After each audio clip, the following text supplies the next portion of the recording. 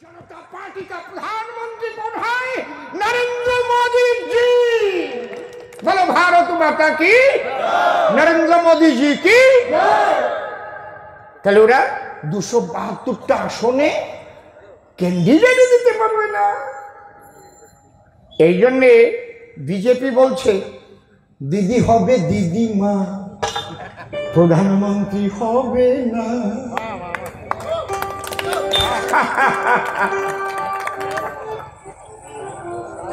দিদি হবে দিদিমা, প্রধানমন্ত্রী হবে না। তৃণমূলকে তোমরা কেউ ভোট দিও না। দিদি হবে দিদিমা,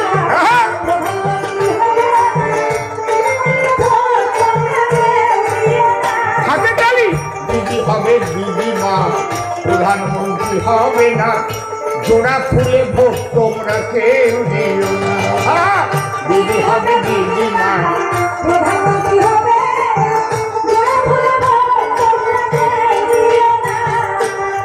আসছে যেদিন দিদি প্রধানমন্ত্রী হবে, হুলো বিড়াল বাচ্চা দেবে। দিদি প্রধানমন্ত্রী হবে, হুলো বিড়াল। দিদি প্রধানমন্ত্রী হবে, হুলো বিড়াল বাচ্চা দেবে। তাই ভোট চাইতে তৃণমূল যেও না। দিদি হবে, বাবা বাবা বলো বলো, দিদি হবে।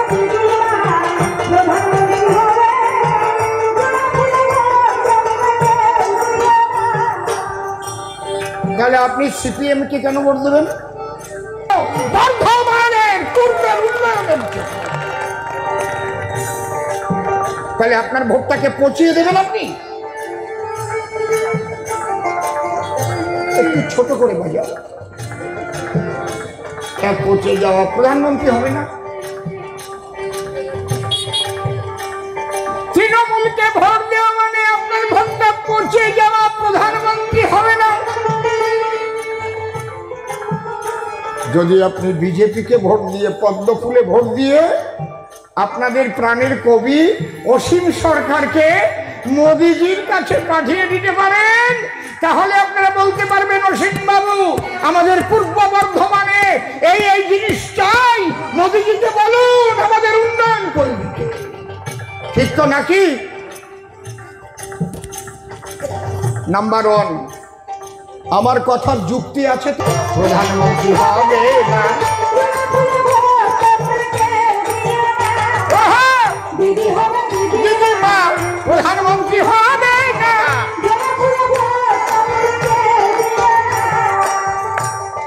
দিদি দিদিমা হয়ে যাবে, কিন্তু প্রধানমন্ত্রী হবে না। তাই আমি কি বললাম? কি হবে? আপনার বাড়ির হুলো বিড়াল বাচ্চা দেবে। দিদি প্রধানমন্ত্রী হবে, হুলো বিড়াল বাচ্চা দেবে। তাই তৃণমূলকে আর কেউ ভোট দিও না। দিদি হবে দিদিমা, প্রধানমন্ত্রী হবে।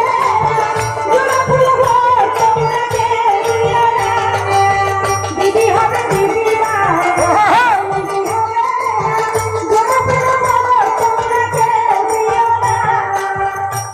নাম্বার 2, আপনাদের পূর্ব বর্ধমানে একজনও এমএলএ নাই। বিজেপির এমএলএ একজন আছে? আছে কি? এমপি তো নাই।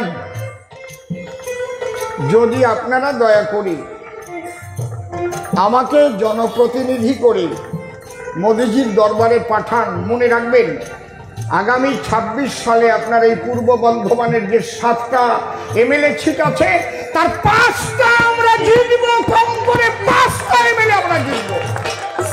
এইবার কথা হচ্ছে জিতবো কি করবো জিতে? এর আগেও তো তৃণমূল 7টা জিতে গেল, ছোট ছোট।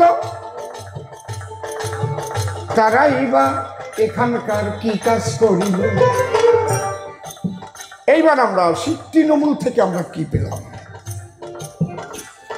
মানুষ, বুদ্ধিমান মানুষ, সে যদি তার বুদ্ধিটাকে অশুভ পথে পরিচালিত করে তাকে বলে শয়তান, চিটিংবাজ। আর যদি শুভ পথে পরিচালিত করে তার দ্বারা সমাজের উন্নয়ন হয়। তাহলে আমরা কার্তিক পেলাম, গণেশ পেলাম, লক্ষ্মী, লক্ষ্মী হচ্ছে ধনের প্রতীক। আমাদের মাননীয় জেলার সভাপতি এসেছেন, আমাদের মাননীয় জেলার সভাপতি এসেছেন, আমাদের সকলের প্রিয়, আপনারা সবাই জোরে জোরে হাতে তালি দেন। গোপাল চট্টোপাধ্যায়, গোপাল দাস স্বাগতম, গোপাল দাস স্বাগতম। আসুন দাদা, আসুন দাদা। এসেছেন জেলার জিএস স্মৃতি কণা দেবী, তার উদ্দেশ্যে জোরে জোরে করে তালি। আমি আমার বক্তব্য কার্তিক জেগে গেছে, দুর্গাপূজার কার্তিক জেগে গেছে। দুর্গাপূজা কাকে বলে শুনে যান। আজকে চারটে শক্তির একটাও থাকলো না, জনম ভরে দুর্গাপূজা করবেন, দুর্গতি নাশ হবে না, কোনোদিন নাশ হবে না, বাস হবে। বুঝতে পারছেন কি বলছি? এই জন্য আমার মোদিজি ভারতীয় জনতা পার্টি সেই প্রতিরক্ষা দিক লক্ষ্য করেছে যে আর যেন আমাদের দিকে কেউ চোখ রাঙাতে না পারে। তবে আমরা কোনোদিন কাউকে আগে আক্রমণ করি না। ভারত ধর্মের দেশ, সহনশীল দেশ, আমরা সবাইকে ভালোবাসি। কেউ বিপদে পড়লে থাকি তার পাশাপাশি। করোনার সময় বিনে পয়সায় বিভিন্ন দেশকে মোদিজি করোনার টিকা পাঠিয়ে দিয়েছেন। আমরা এই ধরনের, এই জন্য পাকিস্তানের নাগরিকরা বলছে আমাদের দেশের উন্নয়ন করতে গেলে নরেন্দ্র মোদিজিকে 8 বছর আমাদের প্রধানমন্ত্রী বানিয়ে দেন, তাহলে আমরা ভালো থাকতে পারবো। পাকিস্তানের জনগণ পথে এসেছে। বুঝতে পেরেছেন কি বলছি? সার্জিক্যালে স্ট্রাইক করার ক্ষমতা কার? কি কি? হ্যাঁ, ভারতীয় জনতা পার্টি। এরা হলে কিন্তু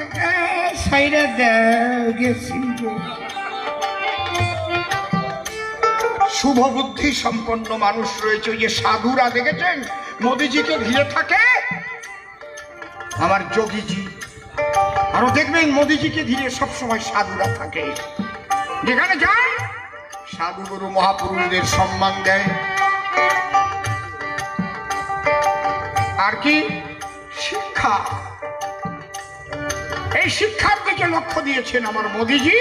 আর আমার দিদিমণি সেই শিক্ষাকে তলানিতে ঠেলে নিয়ে গেছেন। শিক্ষামন্ত্রী জেলে গেছে, শিক্ষা দপ্তর সব জেলে ঢুকে গেছে। হায় হায় রে মুখ্যমন্ত্রী, কেন? জবাব চাই। ভোট নিতে আসলে তোমার পার্থ চট্টোপাধ্যায় শিক্ষামন্ত্রী জেলে কেন? জবাব চাই তোমার শিক্ষা দপ্তর জেলে কেন? আমরা জবাব চাই তোমার খাদ্যমন্ত্রী পালু জ্যোতিপ্রিয় জেলে গেল কেন? জবাব দাও। ওরা কি বলবে জানেন? এটা হচ্ছে ইন্টেনশনালি এই বিজেপি সিবিআই ইডিকে পাঠিয়ে দিয়ে আমাদের নেতাদের মন্ত্রীদের জেলে ঢুকাচ্ছে। না না না না না, হাইকোর্টে কেস করেছে বিকাশ রঞ্জন ভট্টাচার্য, বিজেপির কেউ কেস করে নাই। হাইকোর্ট তদন্ত করতে গিয়ে দেখলো যে ঘাবলা হয়েছে, সেই ঘাবলার সঙ্গে প্রশাসনও জড়ানো আছে। এই জন্য এই প্রশাসনের দ্বারা এই তদন্ত করলে তদন্ত ঠিক হবে না। এই জন্য সিবিআই এর হাতে তদন্ত ভার হাইকোর্ট দিয়েছে। ঠিক বললাম কি বেঠিক বললাম? কথা বলো। কি?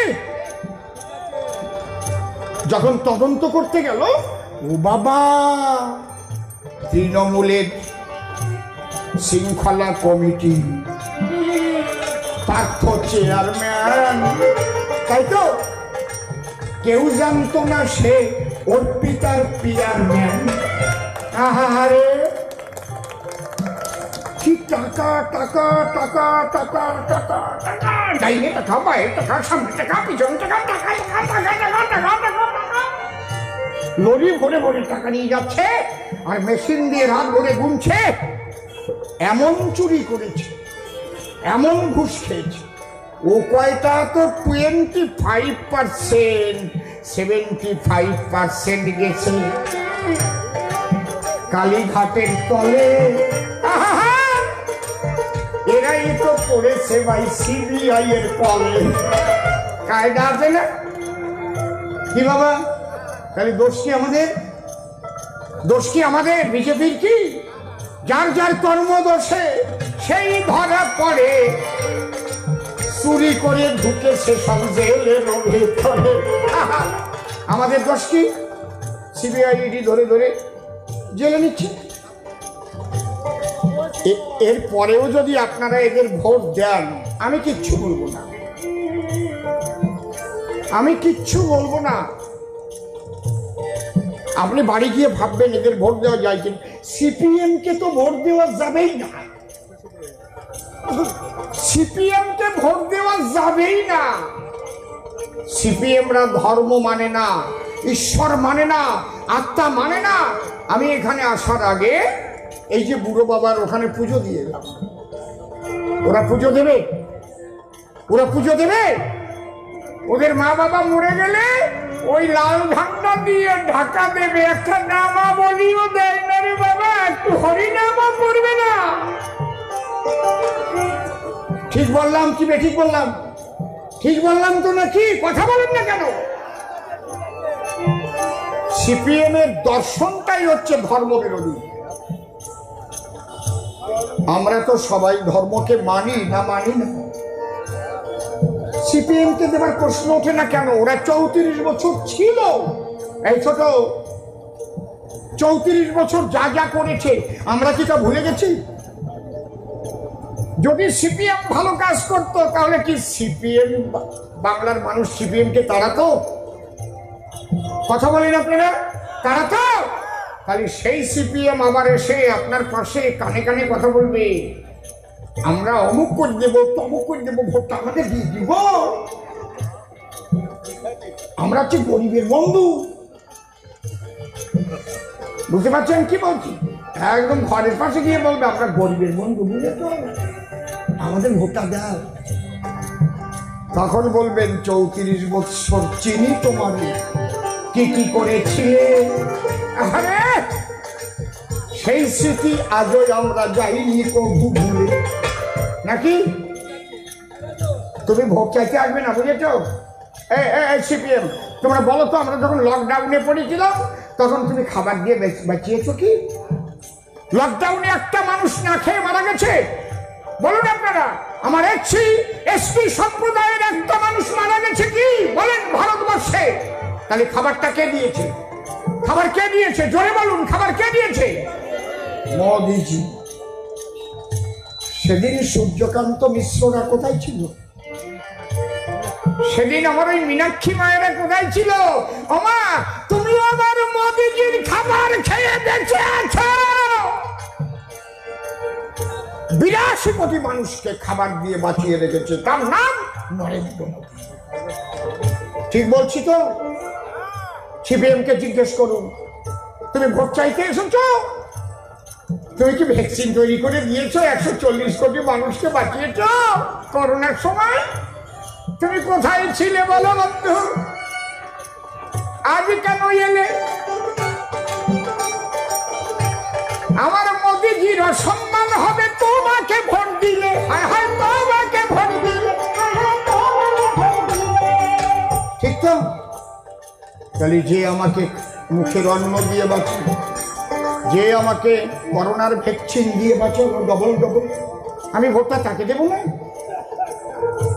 যে পাকিস্তান, যে চীন আগে আমাদের আক্রমণ করতে সাহস পেত, আমরা এখন নিশ্চিন্তে ঘুমাই। আর চীনের রক্তচক্ষু আমাদের দেখতে হয় না, পাকিস্তান আক্রমণ করতে সাহস পায় না। আমরা সেই মোদিজিকে ভোট দেব। আর তোমাদের প্রধানমন্ত্রী তো নাই, দিদি হবে দিদিমা, প্রধানমন্ত্রী হবে না। ছোড়া ফুলে তোমায় আর ভোট দিবি না। দিদি হবে দিদিমা, প্রধানমন্ত্রী হবে না।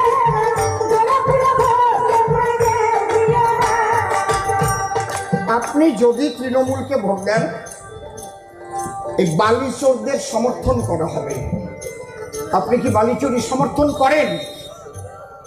বালি খাদানের বালিচুরি সমর্থন করেন? যদি সমর্থন করেন তাহলে ভোট দেবেন, আমার আপত্তি নাই। আপনি কি শাহজাহানরা যে হিন্দুদের সুন্দরী নারীদের বেছে বেছে নিয়ে রাতের পর রাত ধর্ষণ করেছে, আর দিদিমণি সেই মায়েদের কাছে এখনো যেতে পারেনি, বরং শাহজাহান যাতে গ্রেপ্তার না হয় তার আঁচলের তলায় লুকিয়ে রেখেছে, সেই তৃণমূলকে ভোট দেবেন? ভোট দিলে আপনার সমর্থন করা হবে শাহজাহানকে, ভেবে দেখেন। তাই ওরা দরজায় এলে বলবেন তোদের একটা ভোটও নাই, নাকি তোমাদের ভোট দিলে গো ওই শাহজাহান না আমাদের সুন্দরী মেনে নেবে, আমাদের ভারতের নারী জাতি সর্বনাশ করবে। বলতে পারবেন তো? আপনি যদি আজকে তৃণমূলকে ভোট দেন তাহলে সরকারি কর্মীরা ডিএ পাচ্ছে না, ডিএ পাচ্ছে না। আপনার সমর্থন করা হয় যে না তোমার ডিএ দিতে হবে না, আমরা ভালো আছি। আপনি যদি তৃণমূলকে ভোট দেন তাহলে ওই যে অযোগ্যদের ঘুষ খেয়ে চাকরি দিয়েছে আর যোগ্য সন্তানরা কলকাতার রাজপথে যাচ্ছে, আপনি সেই ঘুষখোরদের সমর্থন করলেন। বাড়ি গিয়ে ভাববেন, ভোটের আগের দিন আপনার বাড়ি গিয়ে 5,000 10,000 টাকা ঘুষ দিতে পারে, গিয়ে বলতে পারে তুমি ভোট দিতে যেও না কো, এই 10,000 টাকা রেখে দাও। আপনি ওই লাঠি মেরে টাকাটা ফেলে দিয়ে বলবেন না না আমাকে 10,000 দেবে, আর তুমি 10,000 কোটি চুরি করবে সে সুযোগ দেব না। বাবা সাহেব আম্বেদকর আমাদের ভোটাধিকার দিয়ে গেছে, আমরা চোর তাড়াবো। ঠিক আছে, আমরা আপনাদের সঙ্গে আছি। মনে রাখবেন, ভারতীয় জনতা পার্টি সবকা সাথ, সবকা বিকাশ, সবকা প্রয়াস, সবকা বিশ্বাস এই দর্শন নিয়ে চলে। আজ পর্যন্ত যা ভারতবর্ষে কোনোদিন হয় নাই, ভারতীয় জনতা পার্টি করেছে তাই। এসটি ঘরে আমার একজন মা, আপনারা কোনোদিন ভেবেছেন, যারা আদিবাসী সম্প্রদায়ের মানুষ কোনোদিন ভেবেছেন আমাদের ঘরের কোনো মা কোনোদিন রাষ্ট্রপতি হবে? কোনোদিন ভেবেছেন? বলেন। সেই কর্ম করেছে ছোট ছোট কমা আমার নরেন্দ্র মোদী ভারতের রাষ্ট্রপতি হয়েছে, আমার মা দ্রৌপদী। জোরে জোরে করো তালি, জোরে জোরে করো তালি। ও বাবা, আদিবাসী ঘরের মাও রাষ্ট্রপতি হতে পারে। দেখালো কে? কে দেখিয়েছে বলো? আদিবাসী সম্প্রদায়ের একটা ভোট অন্য কাউকে দেওয়া উচিত না বলে আমি মনে করি। তাহলে মা দ্রৌপদী মুর্মুকে অপমান করা হয়, কোনদিন যাকে উপরে যায়নি। আমার কথা শুনে যাবেন, বাড়ি গিয়ে সংসারের সবার সঙ্গে আলোচনা করবেন। একবারে ভোটের আগের দিন গিয়ে 50,000 আপনাকে ঘুষ দিতে চেষ্টা করবে, কারণ কি ওরা জানবে এই টাকাগুলো দিয়ে যদি এদের ভোট দিতে না পাঠাতে পারি, ওই ভোটগুলো আমরা যদি ছাপ্পা মারি তাহলে ভালো হবে, বিজেপি হেরে যাবে। ওরা কিন্তু একটু ভাববে তাহলে আমরা চুরি করার লাইসেন্সটা পেলাম গো।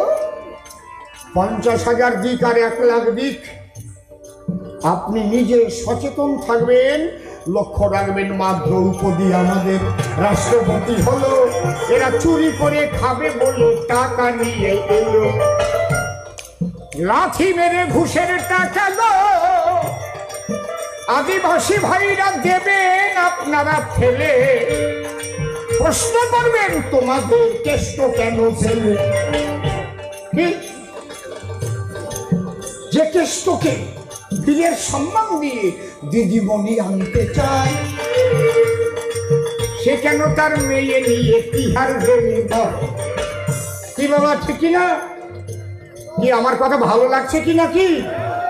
তৃণমূল বন্ধুরা থাকলে এরপরে এখানে সভা করে আমার কথার জবাব দেবেন। তারপরে গিয়ে ঘরে ঘরে ভর্তি চাহিবেন। আর ওরা মুখ পোড়ারে বাবা, ওদের লজ্জা নাই, কিচ্ছু নাই, ওরা একদম আপনার বাড়িতে গিয়ে হাজির হবে। মানে এত দুর্নীতি, এত কিছু করার পরেও ওদের লজ্জা বলতে কিচ্ছু নেই। এতটুকু লজ্জা থাকলে কি আর ভোট চাইতে যেত?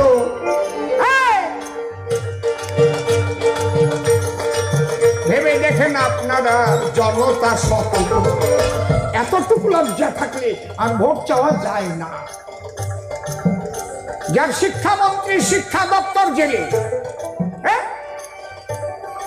আপনারা প্রশ্ন করবেন, আগে দিদিমণির নামের আগে সততার প্রতীক লেখা হতো গো, এখন লিখছ না কেন? কেন সততার প্রতীক তুলে দিলে? পারবেন প্রশ্ন করতে?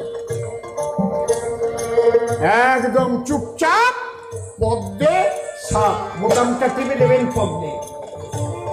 আর বেশি সময় নষ্ট করব না, মনে আছে ভাবো। আশা করি পদ্ম ফুলে ভোট আমরা পাব। আর তৃণমূলে একটাও ভোট নয়। আমি সবাইকে বলে যাই, আমরা যেন পদ্ম ফুলে ভোট নেই সবাই। এই পদ্ম ফুল মায়ের পূজায় লাগে সর্বক্ষণ। বলেন ওই জোড়া ফুলের জগতে কি করেছে? হয়তো চুরি করে ওই ফুল বাগানে ওরে পালাইতে পারে, তাও সিবিআই আনে ওদের ধরে। কিন্তু পদ্ম ফুলের কথা বলব, যে পদ্ম হনুমান এনেছিল মা দুর্গার পুজো রাম লাগাই, সেই পদ্ম দেখে সবাই আপনারা পদ্ম ফুলে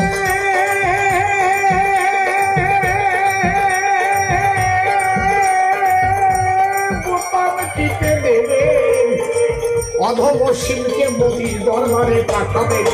আমি আপনাদের কবি মতে দিয়ে গেলাম গান, আপনারা আশীর্বাদ করুন সবাই গান।